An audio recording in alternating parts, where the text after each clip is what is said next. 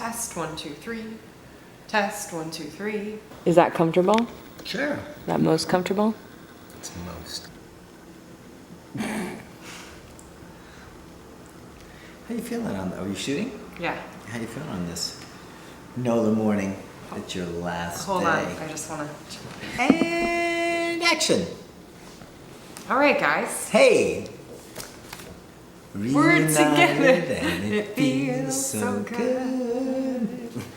Bells like, oh. So good to have you back. Thank you. Yeah. It's so good to be back. We've done, how many episodes have we done?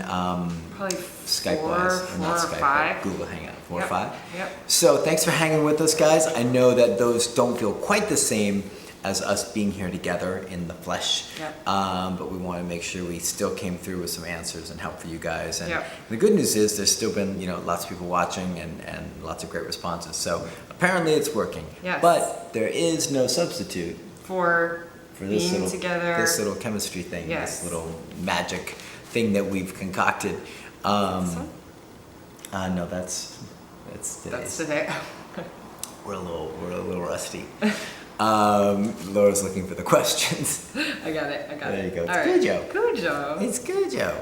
So most of the questions are, as you'll see on the Good Dog page. This is for you guys to listen to. Cool. And then this one, number 9, is on Sean's Sean page, and and then Instagram. Yeah, Cool. yeah. All right. So got our notes. Some quick stuff. Oh, sorry, I'm gonna get myself all fixated here, or fixed, or whatever the hell it is. Okay, so Laura Morgan's been here for what? Has it been a week? Almost a week, maybe, I think. Almost now? a week? Yeah. Have you had fun? Oh, how could you not have fun? Biking around. Yeah, doing biking your thing. around, working with a ton of clients. Yeah, you've been working your butt off. Yeah, Franklin lots. really came out nice today. Franklin was that really anxious. Yeah. Looked like junior, like a child, like Little mix, kind mixy. of like something. Yeah. Super anxious guy, but you guys made some nice progress, right? Yeah, his mom's awesome. She's still got work to do, but we'll show, I think I'm gonna post like a little video. Create a little video. Yeah. I put up a teeny video just a little while ago of you guys just yeah? chatting, just recalling him cool. around Great. and you berating her and It's just how I do. you gotta hit the button when I tell you. So anyways, Keep going. yep. What are we doing for audio, by the way? Just straight audio. Straight audio? Yeah. We good with that? Yeah, Okay. that'll be great. No lavaliers, no. Next time that we do, we'll be all set up, and You guys know that famous song by Elvis? next time. In the ghetto. Mm-hmm. Right? does So that mean? that's where we're at right now. No, we're shooting on a beautiful camera, and I know, I'm kidding. We just don't have all of our accoutrement. Yeah. I'm just giving you a hard time. So Laura Morgan's been here almost a week. We were at T3 Oregon, did that, jet setting around. You ran Cujo night and day over there. Yep. And then you got here, we've been having some fun. Yep. Had a really awesome time at Irene's. I'd have to say big shout out. That's right. We try and manage ourselves these days because our initial New Orleans forays were dastardly to say Filled the with least. bad food and alcohol and all that. And yeah, misbehaving and just hard, very late mornings. Yes. And a lot of Very shenanigans. unlike us. Yeah. So now we've kind of We struck our balance. We're more us when we're We here. struck our balance, yeah. So we used to, this is back in the day when we would work 15 dogs at a time together. Yeah. And just be brain dead. We would work for a couple months like that, and then we'd head out here and be like, blah! And so now we've toned the dogs down. We've got everything in a nice balance. Irene's is a really cool spot for anybody who's from Nola or been here. Irene's is an old school Italian place. And it's one of our favorites because the service is so awesome. Yeah, everything Food's about great, it, yeah. but they treat you like royalty Yeah, there. It's totally. almost akin to the way that Gelman feels when he's at Lost Undies. Yeah, that's right? true. That's So Even if it's- they don't know you, they treat you like that. so you don't have to be Jeff Gelman to Right, be treated like a right. king, which is something. Maybe that could be out there on their That sign should or be on a something like t-shirt. that. And I'll have you know that we ordered several entrees. We didn't just order an entree each. We ordered several entrees along with appetizers, and appetizers that also went down at the W prior to getting there. It was a night of It was a Indulgent. night. It was an Yeah. indulgent night. Yeah. Boy, was it good. Just like our big special fun night. Anyways, so rapping about that, Laura goes home tomorrow. She flies back to LA. And she's got lots of work to do. She's working on her Coyote and the Pig book. She's got a ton of good dog projects. We are just busting butt. And of course, Doodles. Of course, that's Junior down here, you can't see. The DVD is in I know I keep threatening the home stretch, but like we're really in the home stretch, really right? is, yeah. So now they're like doing color. Like explain real quick, like they fix the Just color? they have to make the color like all match, you know, because you shoot on different days, things look differently. And then like, you know, Make me not pasty. warming up your tone a bit is maybe the correct way to say it. I'd like the Greek god filter. Yeah. If possible, I'll go with that one. So they're in that phase. And then sound and then Right. all that stuff. So And then final edits, we're down to like just a couple of things we need to turn in, and then we're kind of off the hook. Kinda off the hook. Except for writing the PDF, Yeah. which I know you've already started on. But the PDF for anybody who had the original DVD is pretty involved and Yeah. really like walks you through the whole process. And Laura works her behind off on that, so we're gonna really jump into that soon. Yeah. So that'll be in your guys' hot little hands very, very soon. And what are we expecting? 3 DVDs, 4 DVDs? What do you probably think? gonna be 3. 3? Yeah, at least. So it's gonna be a little bit of a longer one than the other one, just super in depth and just so much awesomeness. Yeah. Anyways, I digress and get dislodged from the show here. But I leave Monday, just to wrap this part of it up. So Laura leaves tomorrow. I start the sad journey home. I've got to load up, I've got to pack up here, load up all the dogs, clean out the Jeep, which I spilled gasoline in the back, which I've been working on getting that smell out for like 5 weeks now. So the back of the Jeep is currently filled with baking soda, and we're trying to get through that. So I take off. Laura's trying to help me plot a course, a less dastardly course, where I actually stay over at places and Airbnbs and cool stuff like that. because So. typically I just drive until I'm like brain dead, and then pull over at some like nefarious truck stop and like lock the doors. Yeah. And I take Manny's lips and I like put rubber bands around him so it makes him look like he's snarling. So he's like, "Rah," just to try and keep us safe. Anyways, let's get into the show. Let's What you do say? it. There's been a Yeah. lot. I missed everybody. Yeah. I missed our things. So. So there's not going to be any, I don't have my stuff here to do all the fun official titles and our intro and all that stuff. Maybe I'll throw a little music in here. Okay. What are you gonna sing it? So actually, I have an idea. Let's pretend that the music's going right now. Let's do a little dance party. We'll be really out of sync with it. No, don't sing it. Thanks for keeping the beat. I probably should have given the beer, right? Because now we have something actually that doesn't work. Right. Anyways, okay. All right. So Good. thanks for putting up with us. This, guys, is episode, what, 55? Hey, everybody. Yeah, I'll get another one. Okay. I'm just checking. 55, 55? I think, Okay. All right. Hey, everybody. It's Sean from The Good Dog. And this, to my left, like in real time, in the real world, In the flesh. in the flesh, is the lovely Nola out Laura Morgan. Unfortunately, going home tomorrow, Laura Morgan. And all of this good stuff, which you can't see, but we got dogs and we got the loft and everything, is the Good Dogs Q&A Saturday episode number. Let's throw it up. 55. 55 and alive, right? So we're really excited to get this rocking and rolling with Miss Laura back here. So I'm gonna just jump right in. Jump in. Are you ready to get a question rolling for everybody? Absolutely. Yes. I've got some notes because I'm always prepared. So prepared. Question number 1 from Maria. This is going to be a bit of a speed one too, because we've got stuff we need to get to other than this. So we're going to speed this. Biking. Probably like 5. Now we have corrections notes. Right, we or- got editing to do. Yep. Okay. So probably 5 minutes per question, Cool. Cool. Hold me to it. Hold me to it. at least, or at most. Maria, question number 1 says, my dog loves to play with other dogs, but she's over exuberant and overbearing at times. How can I control the level of energy so she's not such a freak when playing with others? It sounds like me in junior high. Yeah. I had problems playing well with others. I got in trouble a lot. Can I tell you about the time I got slapped by a girl? It's not surprising. But it wasn't anything naughty. It was just because, well, those of you that had ADHD or anything of that sort or ilk know what it's like to try and sit in class when you're like. So I struggled a bit with self-management, let's just put it that way. Anyway, so I can identify with this dog. But, all right, so the dog is too exuberant with playing with other dogs and getting a little bit pushy and stuff, so Maria's looking for some strategies about how to go about that. Okay, so to be honest, Maria, the best approach, which is maybe a little bit more complex approach, because there's no like magic lightning bolts that you can make happen, like ta-da, don't be obnoxious and pushy with other dogs at 100 yards from me. E-collar training is the way to go. You could do a very light course of it. You could purchase an e-collar, a mini educator e-collar from e-collar tech from Amazon, and they're like 180 bucks, 200 bucks, something like that. You could watch our recall video. You could do that recall video, I'd say give it 3 days of like working on that. You don't even have to have like an immaculate, the point isn't to have like, okay, let me clarify.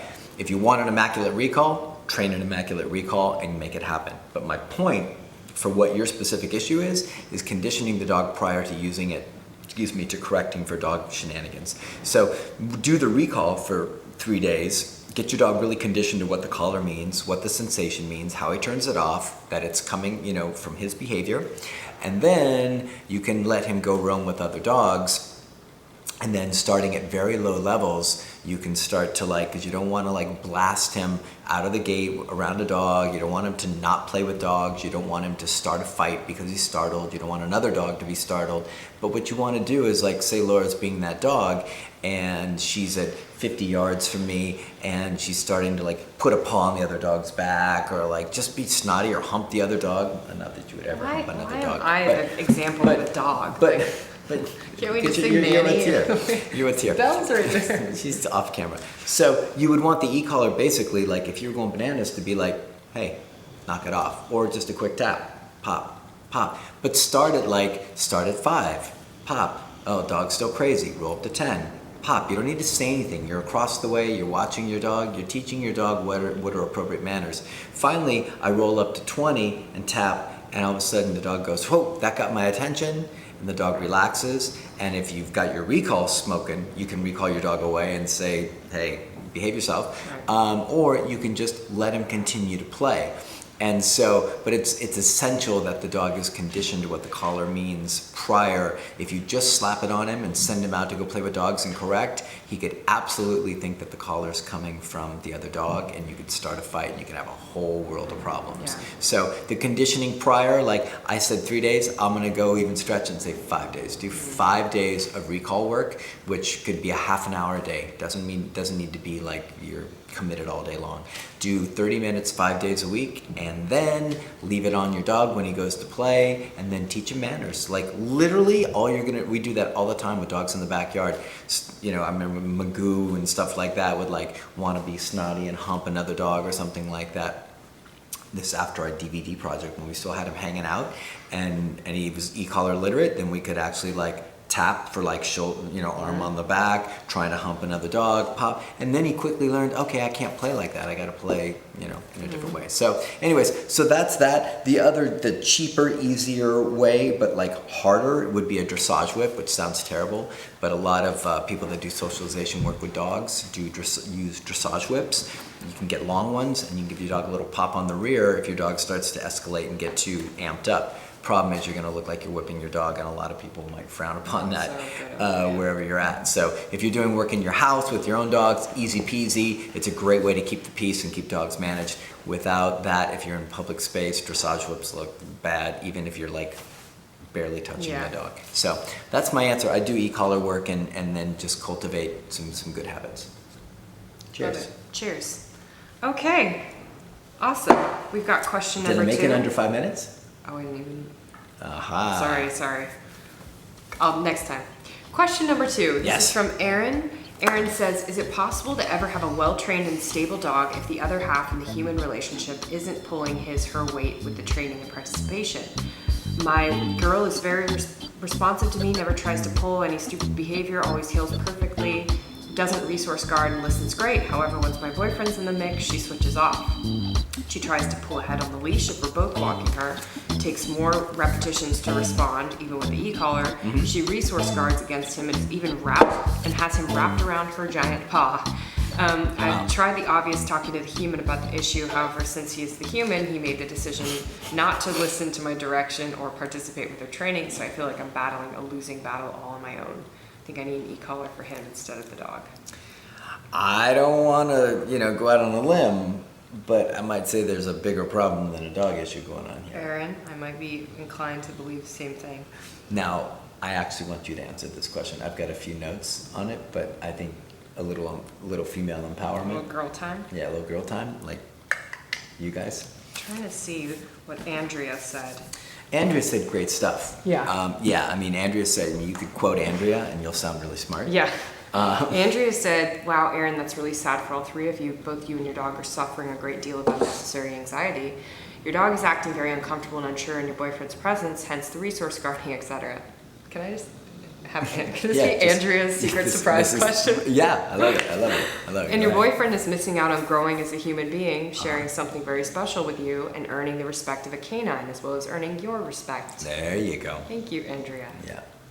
I love Andrea's. Is that the end of her? No, but look at her wise, I know, she's like, look. Listen up, peeps. All super great choices compared to the one he has made. Growing as a human being are all great choices. Yeah. Most men are all about wanting respect, but your boyfriend is choosing the opposite for some reason. I can think of some psychological reasons for this, but maybe all he really needs is a man-to-man talk with someone like Sean. Uh-oh. And then Aaron says he wants respect, but his way of getting it is wrong, and I'm pointing out to him that it's not working. Yeah. I told him that if he doesn't want to be a part of this, then he shouldn't walk or do anything with her. It'll just mess up and undo any progress. Yeah. I'm her primary caretaker, the only thing I feeder, walker, trainer, everything. Yeah. Once he steps into the picture, she becomes less reliable. Okay, Aaron? Girl time. Girl time. It's makes my face hot because it annoys me. I like this. No, I totally agree with Andrea. All right.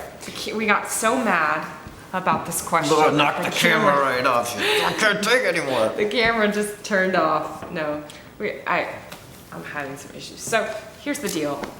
Like I was saying. So we let Andrea's question go, right? Andrea finished, and she's awesome. Yeah. And the short answer to the question is that it's really tough if there's two people and one half doesn't want to do the work. Yep. The toughest part about it is that you have to work twice or 10 times as hard to make up for the lack, which is what makes me the angriest about the boyfriend situation, is that he is making you do that. He's prioritizing his own comfort of not, giving the soft stuff to the dog. And you have to work hard. So I think what probably wasn't in there was we were talking about the idea that he may just not know. He may just not see the dog stuff. He may just be oh, it's just that she's not acting trained around me. He may not see it for what it is, which is something that's very important to you. And let me jump in, because there is this component that happens that we see a lot. We see on Q&A Saturday, but we also see with clients, in that there's a lot of people that have. I'm just going to keep checking. Yeah. Sorry. There's a lot of folks that have different associations, or associations is not the right word, different beliefs or feelings about what it is to live with dogs. Right? Yep. So a lot of people, even within families that will come and work with us, there's people in the family that want a very well-trained, well-mannered dog that knows how to be calm, knows how to be quiet, behaves himself, comes when called, all that good stuff. And then there's oftentimes a family member who feels that looks like a dog is sad, robotic, not happy. Right. They've been conditioned through seeing how their family had their dog, or the way that they want to live with dogs as being just freewheeling and doing their thing. So for a lot of folks, training can feel like an oppressive thing. You know Yeah. what I mean? So your boyfriend may just be being selfish, right? Which is a drag, and then that's something that needs to be addressed. Like, sorry, boyfriend, if you're listening, but if your girlfriend has something that's important to her and you're not making that a priority, you guys have got stuff that's So important that she's writing in on a Q&A show to strangers and asking the It question. just means that it's going to come up elsewhere and you're Yeah. going to have more trouble. So head it off at the pass. But if it is something about like, and this you kind of hinted at, I don't know if that part of your answer got cut off or not, but that it's also, what's her name? Erin? Erin. It's also Erin's responsibility that if the issue is that the boyfriend has a different sensibility of what like makes it, what connotates a happy dog, then you kind of have to help share or explain and see if you guys can find some middle ground. So if he's like, that looks like a sad dog, he's in place, he's listening, he's not happy, then trying to explain maybe might, and I know you've already tried to do some of that But work. explaining the training to me is like, it's But I think more, I think it's a big one though. I mean, it is, but the dog is yours, okay? It's boyfriend. I don't think it's live-in boyfriend. The dog is yours. If you've tried to explain, I can imagine that you tried to explain that part. What I would go with now is, this is very important to me. It's beyond just her sitting when I say sit. It's important to me that I've done all this work and that you don't undo it.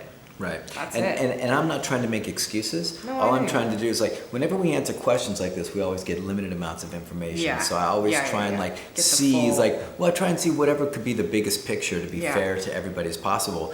But if it comes down to just selfishness and just like, I just want this, and it means double the work for you, and it means double the unhappiness for you, and double the dissatisfaction with your dog for you, then that stinks. So like one of the notes I wrote down was like, you know, you're talking about like, can the dog be balanced and blah blah blah, you know, in a good space.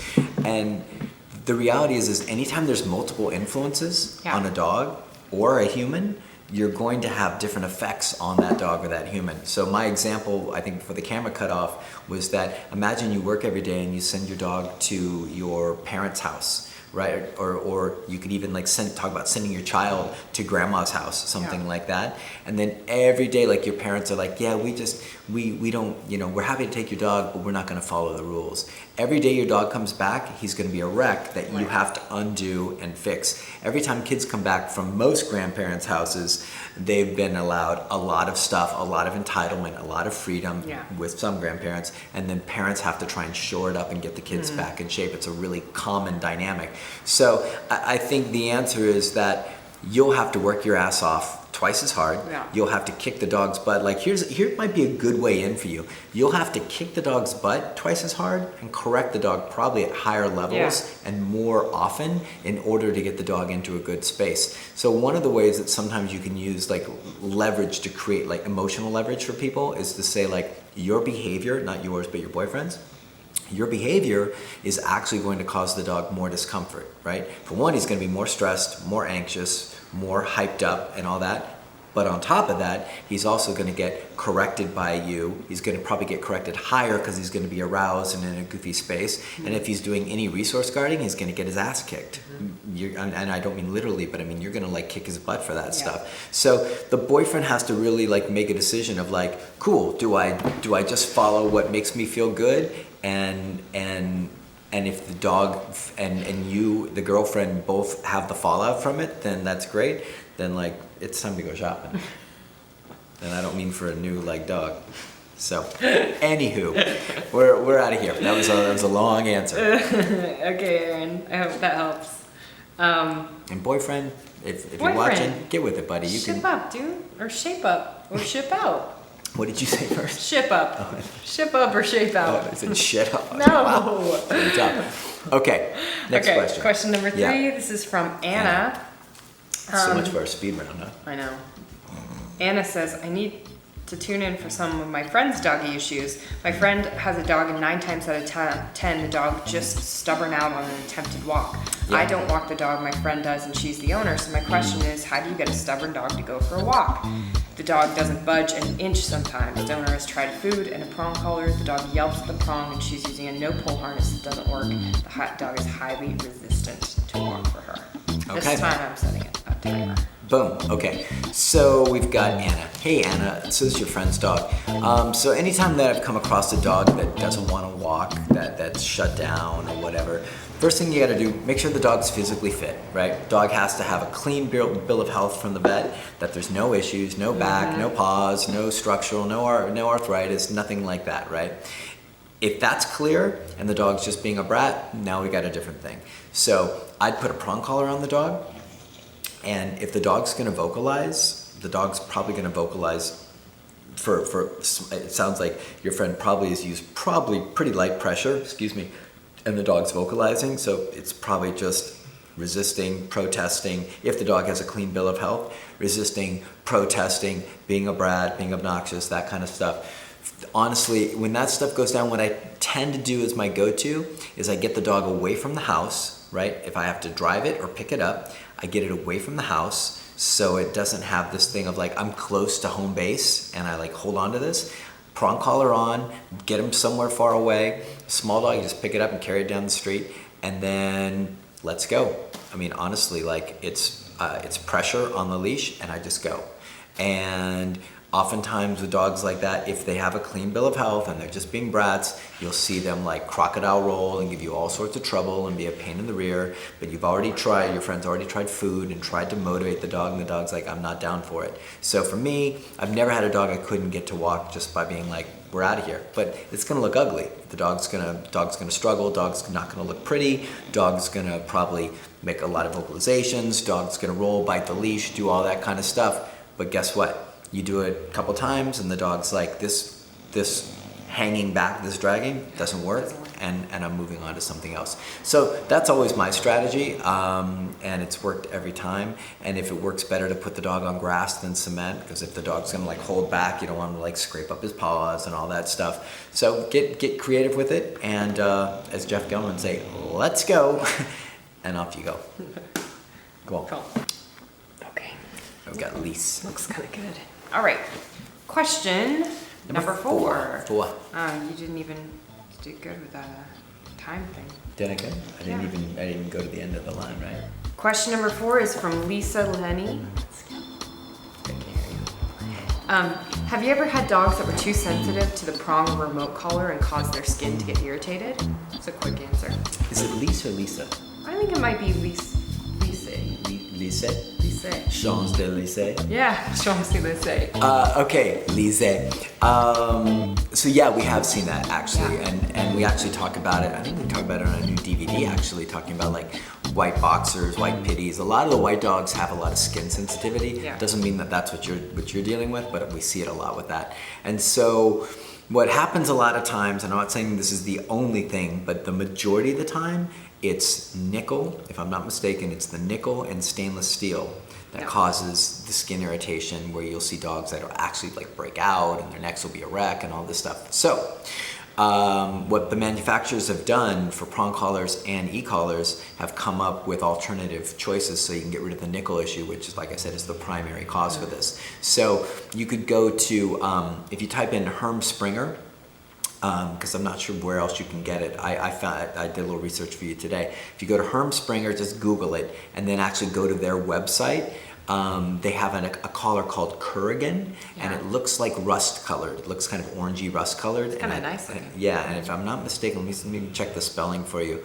Yes, Curogan, right? So you can order a Kurgan prong collar. It's stainless steel free. It should not cause any problems with irritation. Should not cause the dog's neck to get in a bad space. Now for the e-collar, if you're with e-collar tech, or even not, because I think the contact point should be universal between if you're using like dog track and e-collar tech. They have I almost said biodegradable, but it's not biodegradable. It's hypoallergenic contact points. So you can order those from e-collar tech. So go to their website, ecollartechnologies.com, or is it ecollar.com. ecollar.com. Yeah. Wow, they really scored it. Serious URL. So ecollar.com, look for their biodegradable / hypoallergenic contact points, and those should help get rid of any of that stuff. So if you do those two things, Kurgan prong, hypoallergenic contact points, you should be able to get rid of that issue. Yeah.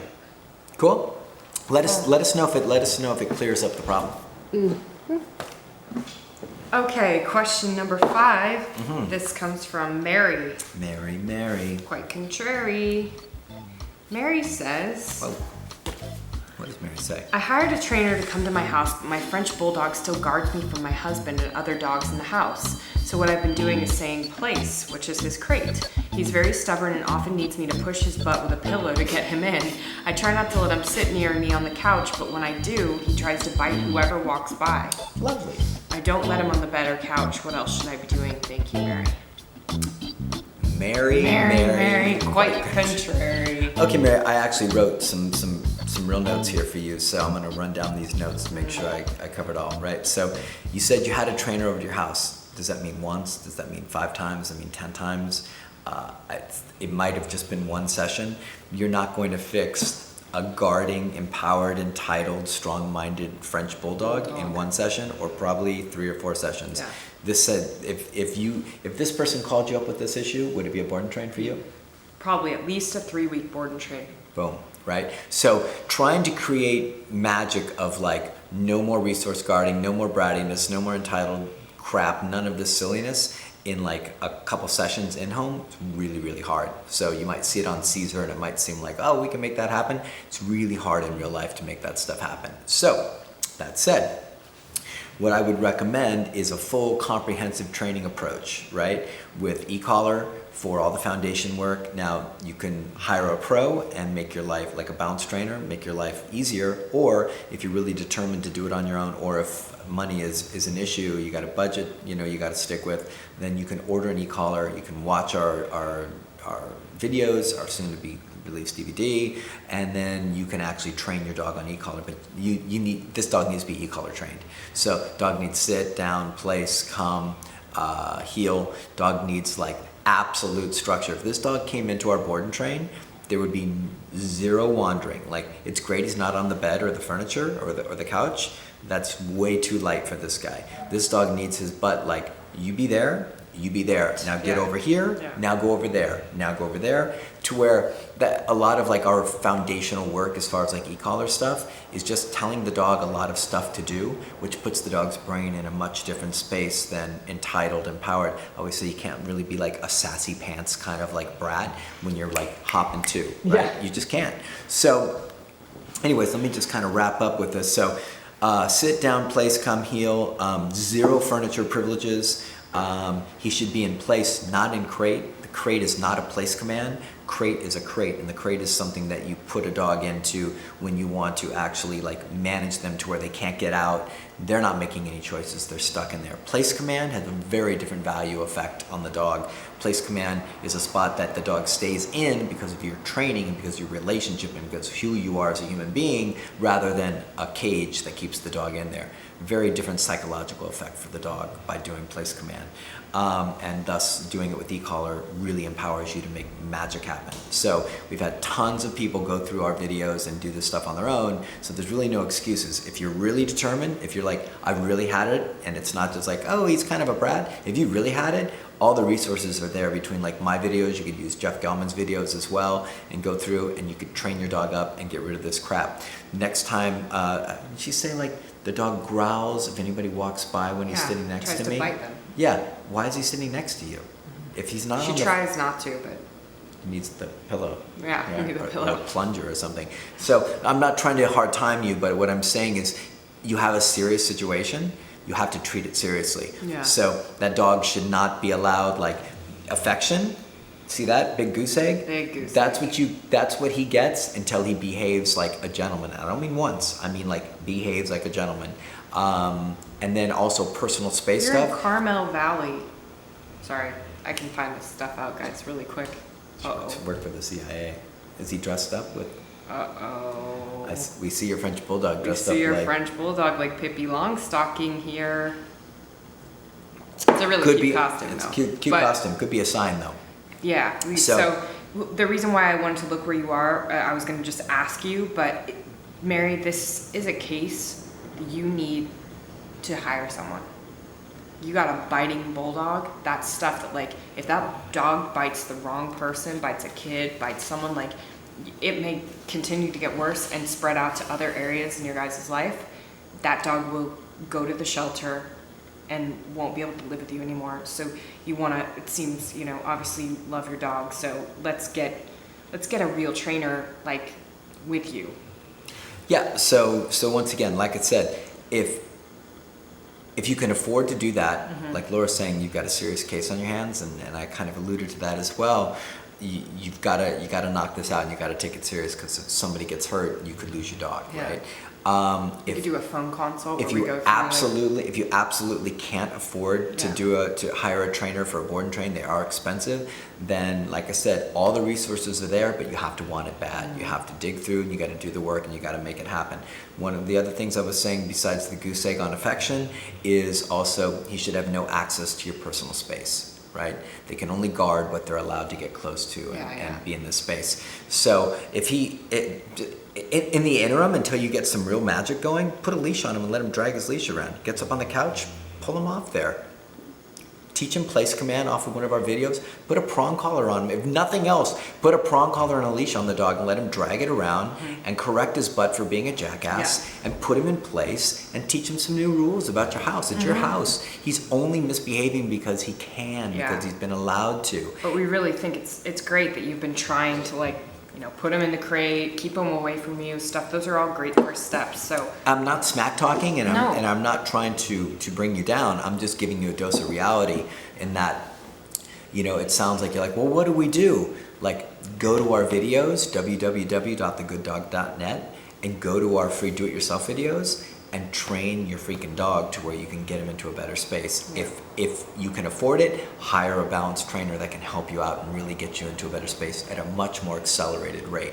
But I would say you absolutely need e-collar work for this dog to make sure that you get what you want. Bulldogs are so stubborn and have such a mind of their own that if you're trying to do it with the leash and prong, it'll be initially good stuff, but I don't think you'll get what you want ultimately down the line. So that's kind of what I have to say. Do you have anything to add to that? No, just let us know. So where she's at, is there anybody we know? Is that close? Well, we're close. We're a few hours away. Okay. There's Virginia Dixon. I'm just trying to think up north. That's Oliver's Travels. You just got to get serious about it. Like, honestly, like, we get a lot of questions from people that are like, I've got this problem, but the reality is a lot of people just kind of like, they've got a problem, but they're not motivated to fix it enough. And so the only way dogs get fixed are by owners wanting really desperately to fix the problem. So without that component in place, there's no trainer in the world that's going to come in and make magic happen for you. You got to want it really bad. So if you want it really bad, reach out, get some help, and you can. This is like, we get these guys all the time, and they're not that hard to turn around if you know what you're doing. So next question. Let's boogie on. Boogie on, reggae woman. Yes. Okay. This is my Sharona. So my Sharona, question number 6 says, I adopted a new family member to our family, a Pomeranian Yorkie mix. He's only 5 pounds, but came with a lot of baggage. He was given to us because he was dominant. He was dominant over a 110-pound Great Dane. When we got him, we started a routine of exercise, a lot of exercise, walked him with 3 other dogs to get him to learn.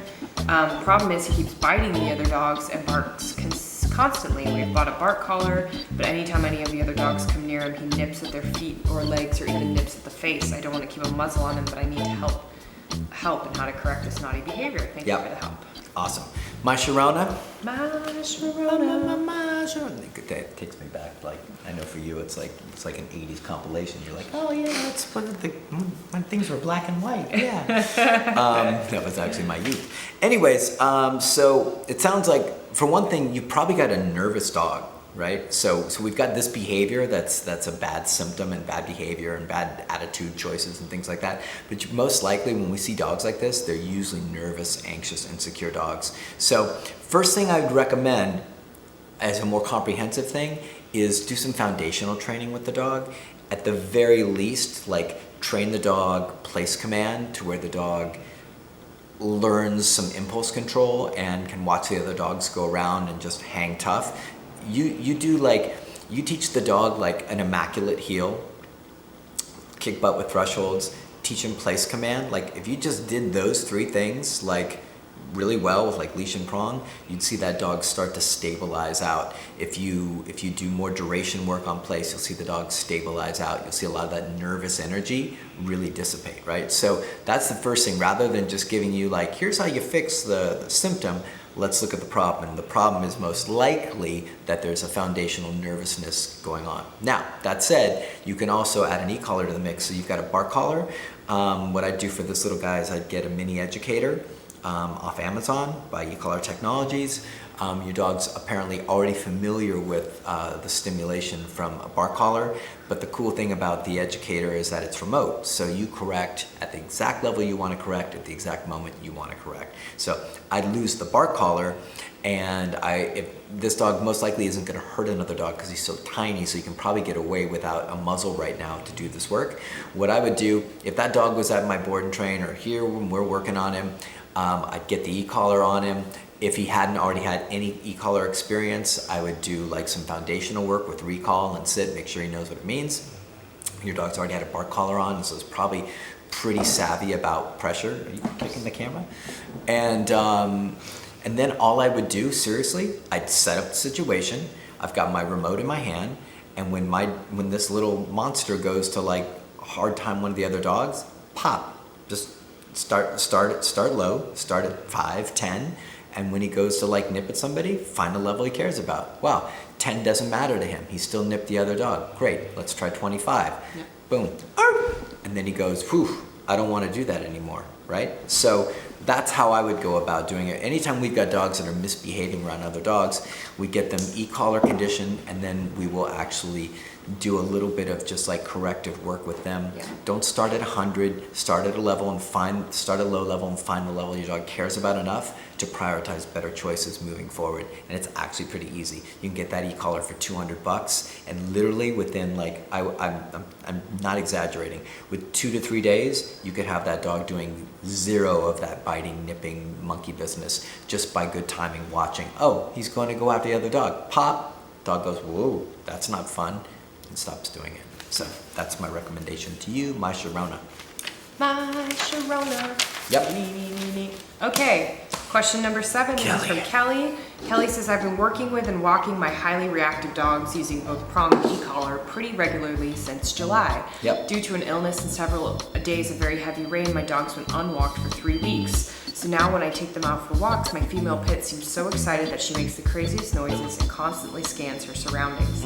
I would be okay with this if she stopped a few minutes into the walk, but it lasts for a majority of our time out, usually an hour, and it's embarrassing and annoying. Is there any way to calm her? Should I be correcting with the e-collar? Or maybe she'll just chill when the walks become consistent again? Thanks, Yes. guys. Hope you're both feeling better.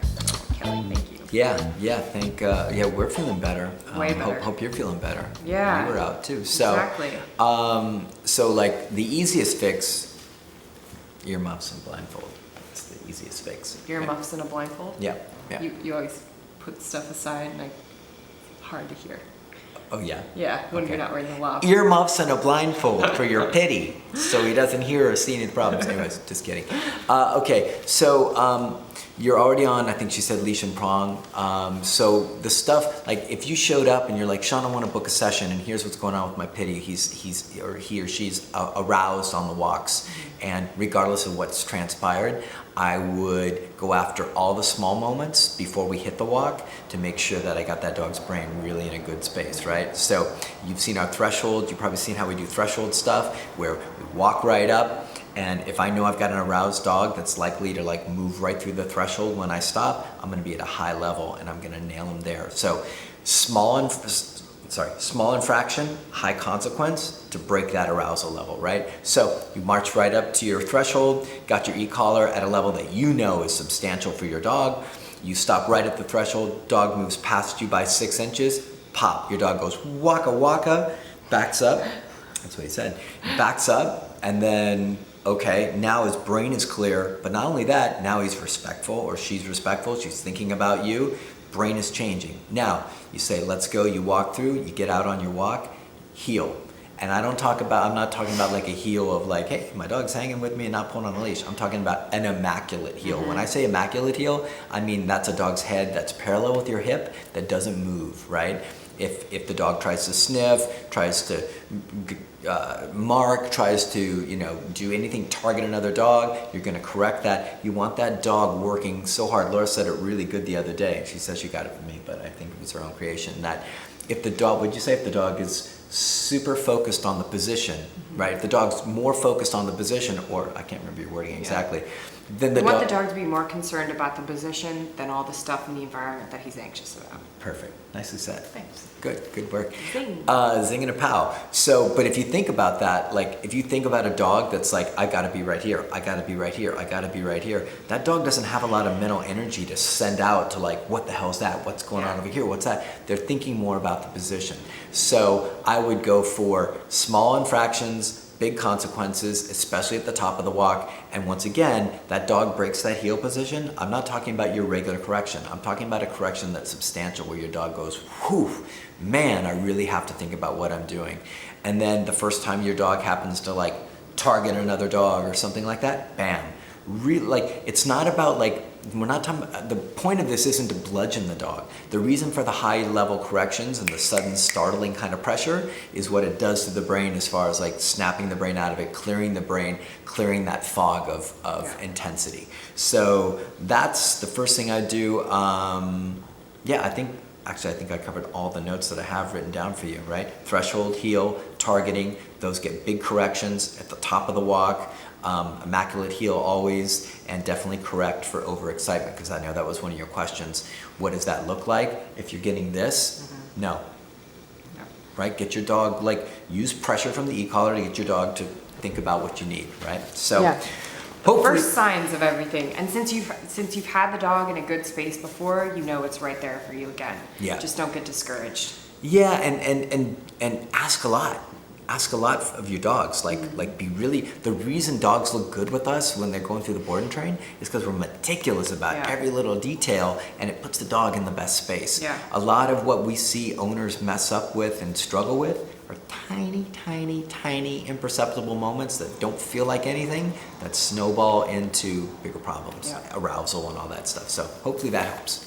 Guys, question number 8. This comes from Laura. Laura says, hi Sean and Laura, I've been working on e-collar with my dog. I've layered it with the commands, and now I'm making him accountable for what he knows. Awesome. I've done lots of recall with leash on and no leash guidance with great success, and now I'm working it without the leash. Yep. Today I called him without the leash on and he did not come. Scoundrel. I said no, called again, and started to increase the east-in level. He just stood there, and the east-in was so high that his shoulders were contracting and he still was not moving. Right. I've never seen that before. So I walked over to him and pulled on his collar to get him moving, like his flat collar, basically. Am I doing something wrong? How should I approach this problem if it happens again? Thanks. Okay, so this is Laura. I love looking at their picture. Okay, while you do that, I'm gonna... No, but he's a little like Scotty, like a... No, he's not a Scotty. No, he's what is a called? whatchamacallit. I can't. It's a little terrier. Those like schnauzer. They can be difficult. schnauzers. Yes. There's a reason why I've used that word like since I was a kid. Like, oh, don't be a schnauzer. Which means like, bratty. Yeah. Okay, so I'm gonna read this to you because I wrote some notes for you that I want to like make sure I really grab everything in here for you. So, going from leash, like you go from leash to long line. Now, I don't think you could mean long line when you're saying leash, but I get the feeling you're not. So what I want you to do is I want you to get a 50-foot long line from Amazon or your local pet store, or if you've already got one, awesome. But what we want to do is we want to start taking the dog, to a space where the dog has options and can make mistakes, but he's on a 50-foot long line. You don't have to give him all 50 foot, give him 15 feet, right? Just start right there. Make it really slack so the dog's not even aware of the leash. Yeah. Give the command, and when the dog doesn't comply, now you say no, we just, for an active command, getting the dog towards us or to do something, we just repeat the command and tap the button. But what I think you need to do now is get off of holding pressure, right? Excuse me, what you're doing when you're saying the dog's like neck is shaking, it's because you're holding the continuous button, right?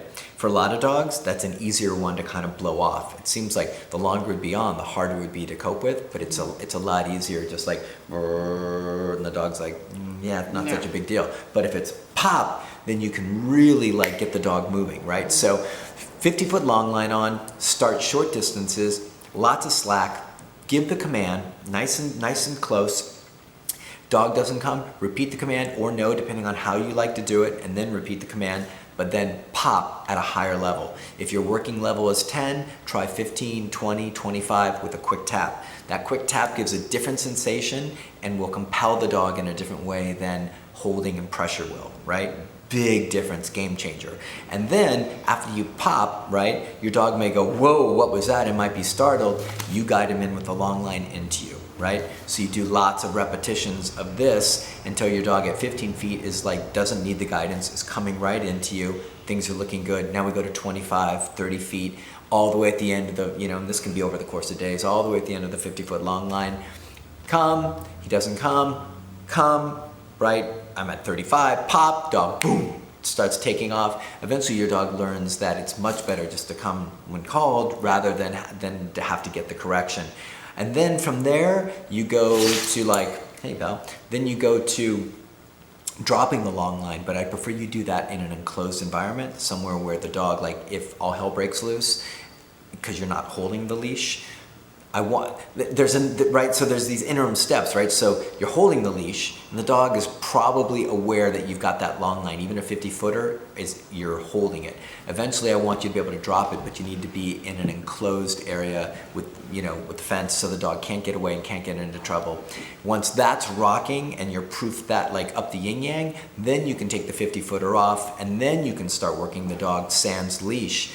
But once again, every time you take a step, the dog knows something's different. The dog knows, oh, the long line's off. Now I might give you trouble. So start at a 10-foot recall. Don't start 100 yards. Build everything small and then get wider, bigger, farther.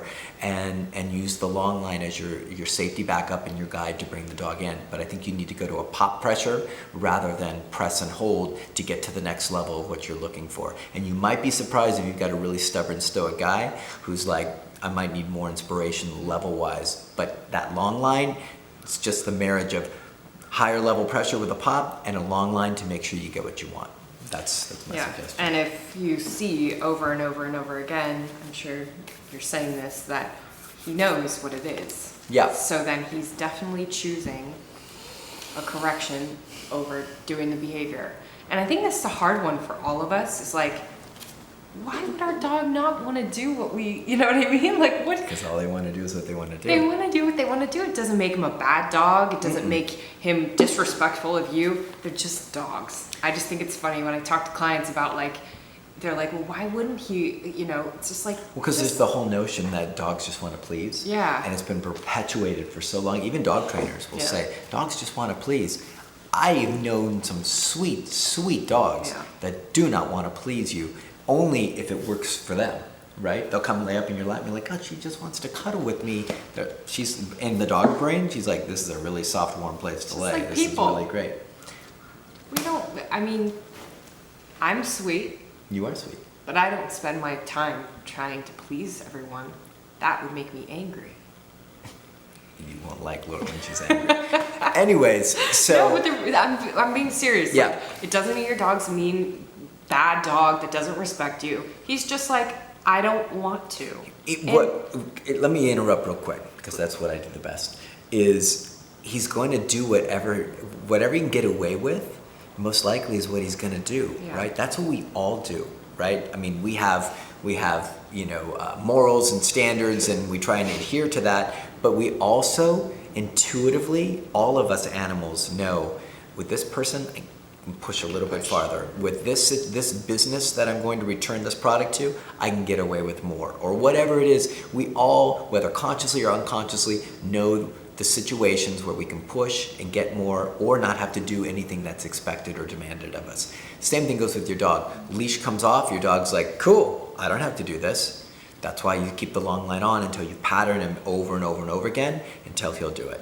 And then you don't have this problem anymore. Most likely you just moved a little too quick to the step, seeing like, oh, he knows what it means, now I can lose the leash. And he said, cool, I know what it means, now you lost the leash. I'll see you in a little bit because I'm not going anywhere because you don't have any way to enforce the rules. Right. So, anyways, we got into a bit of social commentary, but I think it's important. Very. Okay, anyways. Question number 9. This is from Jody. Jody says, hi Sean and Laura, it's Jody. Hey, Love Jody. you both. I have a question. Sean, you showed before how you hold a leash and it works out amazing, but I'm having trouble holding the leash the way that you do, walking 2 dogs on the same side because I need to be able to give them pop corrections. Right. Any idea for me? Thanks, and love you both. Thanks, Jody. Okay, so she's been asking this question for a couple weeks. So I'm glad we finally got to it. Oh, good. So you may not be able to hold the leash the way I do in the video that I shared or the videos that I've shared. That's typically for 1 dog at a time, right? And I hold that specifically because 99 times out of a million, or that's bad, 99 times out of 100, sorry, bad odds, 99 times out of 100, I've got an e-collar in one hand and I've got 1 dog in my left hand. And so the way I drape, and you've seen me do the leash thing, it's kind of like English, the way they hold reins. That is how I work with single dogs 1 at a time. If I'm walking my dogs, I've got 3 dogs. They're not on e-collars. I put the handles through my fingers, and they like walk behind me, and that's easy breezy. If I'm working with like 2 dogs that both need pop corrections on prong collars, different story. What I'm gonna do is I'm gonna have both leashes short, and back when I used to do dog walking stuff and things like that, it was super imperative that you got just the right amount of leash length to where you could, it's almost marionette style, right? You know what I mean? Yeah, like, yeah. so Like a you've puppet got, master. yeah, so Yeah. you've got 2 dogs on one side, right? So here's one, let me, I skip 1 step. You could do 1 on each side, and then you could hold the leashes like I do, and you can actually have the e-collar in your hand with the leash as well. So that's a possibility if you want to walk them on either side. If you're determined to have them on both sides, on the same side, then that means you've got to choke up on the leashes, get a handle however you want to hold on to them. Don't make too much of this technique. It was just something to share. Don't let it be too much. Don't let it be something that I can't hold it like Sean.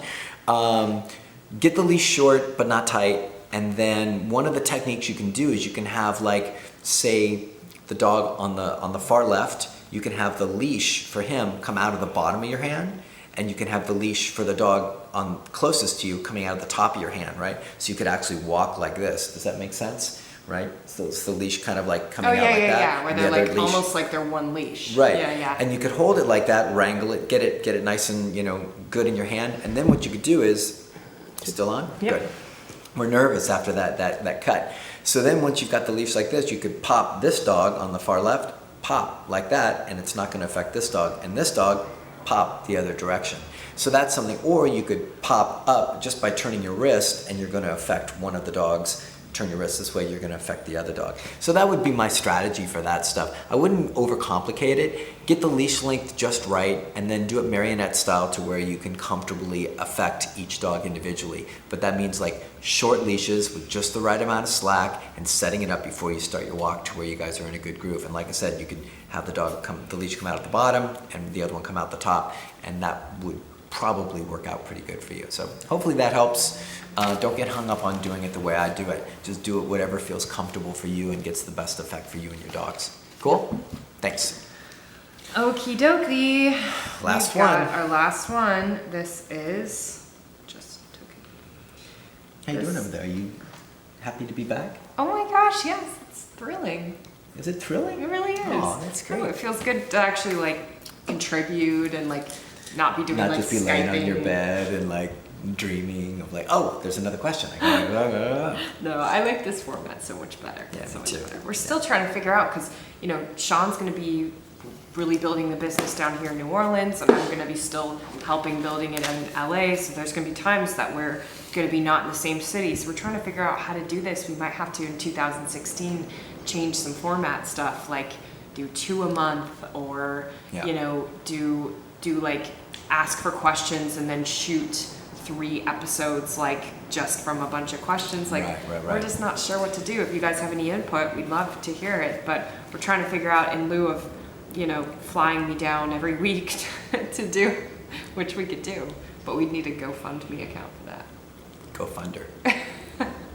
So we'll figure it out. We'll figure it out. But yeah, so some interesting things on the horizon, Some trying to changes. sort it out and get Yeah. everything rolling so we don't lose this Yeah. awesome, cool thing we got. All right, so Ready? question number 10 is from EJS1289. Yep. Hi, Sean and Laura. Thank you for your time and the great info. I love you too. Aw. Thanks. I've been listening to all your previous Q&A and podcasts, so here's my issue. I have a dog who barks and barks when someone's at the door or arrives home. I'd like him to give a warning bark when there's someone on the property that he doesn't know, so I don't want to completely remove the bark, but I'd like to stop the incessant barking. Stop the insanity. He's fully e-collar and prong trained. Is it possible to teach him to bark only once or twice and stop? Do I need to remove the bark completely? If I have to get him to stop barking altogether, I'm fine with that because his bark is so darn annoying. Thank you. The cool thing is you're already e-collar trained. Yeah. That's so cool. It's so easy to fix. You're Yeah. so like on Easy Street. So what's probably preventing you from walking down Easy Street is the fear that if you start correcting for barking, you'll lose your dog's bark altogether, right? Yeah, So that's right. probably what's going on. So, first of all, thanks for the support and all the kind words. It's really nice. We really Yeah. appreciate it. Appreciate you watching and throwing questions our way. Yeah.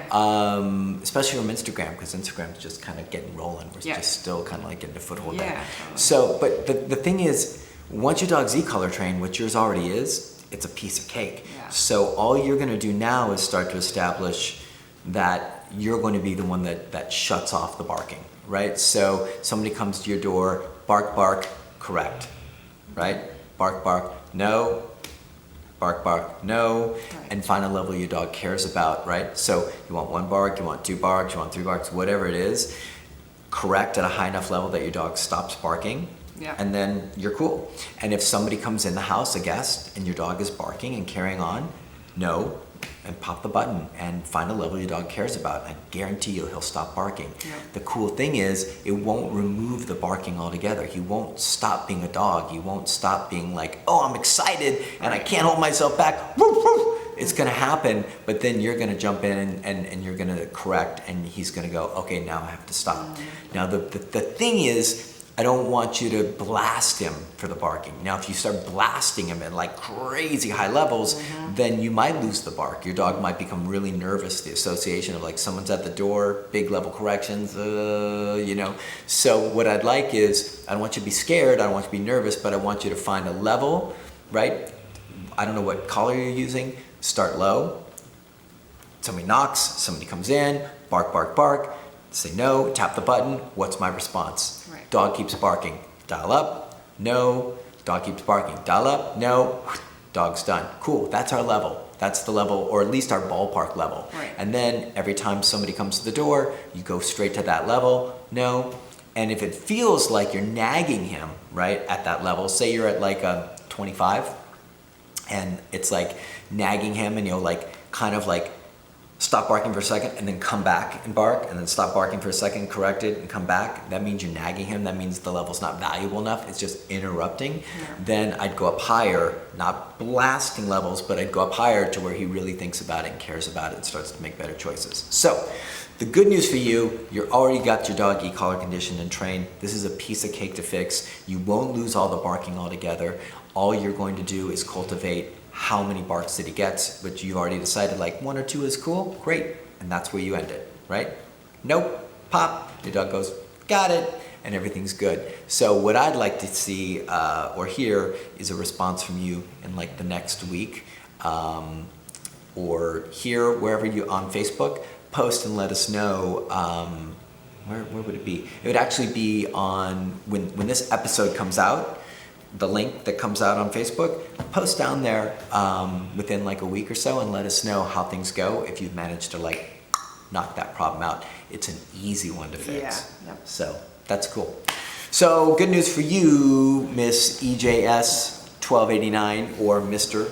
No, miss. Miss. Yes. And that's it, guys. We're wrapping up number 55. We're well over a year. Crazy. Who would have thunk that we Who could have would have done thought it? we could Who would do have it? thunk we could do a year together without more of this? We need more of this. I was trying to figure out in the episode that in the intro clip where I strangle you. I was Yeah. like, what was that Probably anything. you deserved a strangling at that point. I'm trying to figure out what you might have done. It's a lot of things, I'm sure.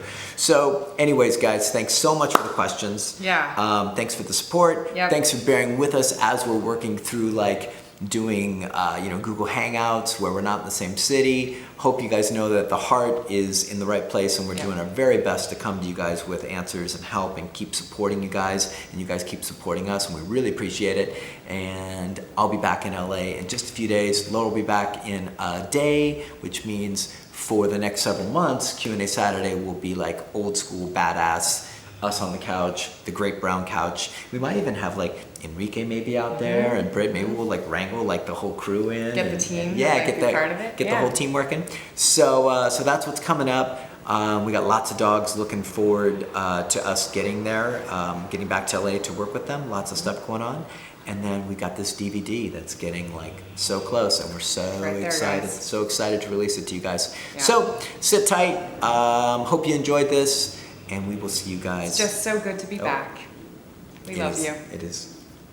Right? Don't you kiss and say goodbye? Yep. And write your questions for next week. We'll see you in LA. Yeah. So thanks, guys. Appreciate your support so much. We'll see you soon. Bye. Bye.